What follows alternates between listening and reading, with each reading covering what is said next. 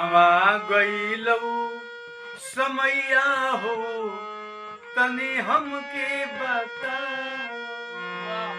उस समय चल गई तनु समय बेरा बाना कि कहवा गईलू समैया हो तनी हमके बता।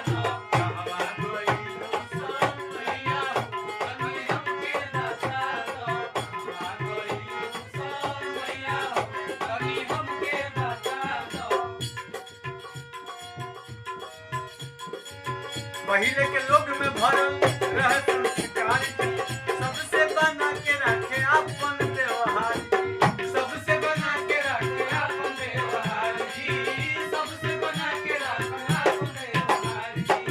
पहिले के लोग में भरल रह संस्कार, सबसे बना के रखे अपन व्यवहार जी, सबसे बना के रखे अपन व्यवहार जी, सबसे बना के रखे अपन व्यवहार जी।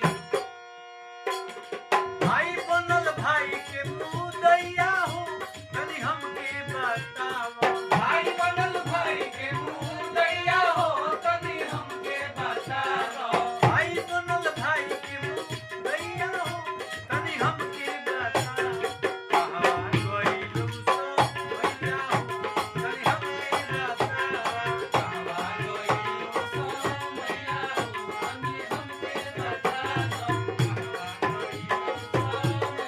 हो तनी हमके बतावा।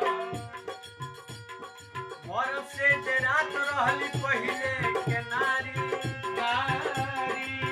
हेलत रहली कबो घर के दुआरी, हेलत रहली कबो घर के दुआरी, हेलत रहली कबो घर के दुआरी। मरद से पहिले डेरात रहली नारी आ हेलत न रहली कबो घर के दुआरी। वही बात बा। मरद से पहिले डेरात रहली नारी, हेलत न रहली कबो घर के दुआरी, हेलत न रहली कबो घर के दुआरी, हेलत न रहली कबो घर के दुआरी। अब तो भैली टाउन घुमवैया हो तनी हमके बता। अब तो भैली टाउन घुमवैया हो तनी हमके बता। अब तो भैली टाउन घुमवैया हो तनी हमके बता। कहवा गईलू समैया हो तनी हमके बता। कहवा गईलू समैया हो तनी हमके बता। कहवा गईलू समैया हो तनी हमके बता। औरी का पहिले बुढ़ऊ काका लोग भजन कीर्तन गावे, गीत संगीत पहिले के रहे नीक हो। एह बेरा के गीत सुन के होता तकलीफ हो, एह बेरा के गीत सुन के होता तकलीफ हो, एह बेरा के गीत सुन के होता तकलीफ हो। गीत संगीत पहिले के रहे नीक हो, एह बेरा के गीत सुन के होता तकलीफ हो, एह बेरा के गीत सुन के होता तकलीफ हो, एह बेरा के गीत सुन के होता तकलीफ हो। कि भइले बेहाया अरे गोवैया हो तनी हमके बता। सही बात बा। भइले बेहाया गोवैया हो तनी हमके बता। भइले बेहाया गोवैया हो तनी हमके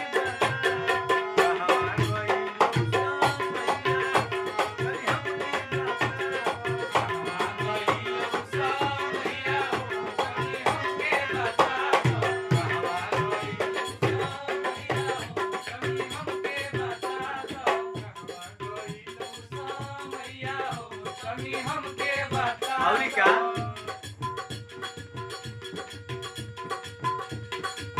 बेटा बेटी पहिले बेरा में रहे बाप से अब के बेटा बेटी बाप के बोलो ना पे डांट के अब के बेटा बेटी बाप के बोलो ना पे डांट के अब के बेटा बेटी बाप के बोलो ना पे डांट के बेटा बेटी पहिले बेरा में रहे बाप से अब के बेटा बेटी बाप के बोलो ना पे डांट के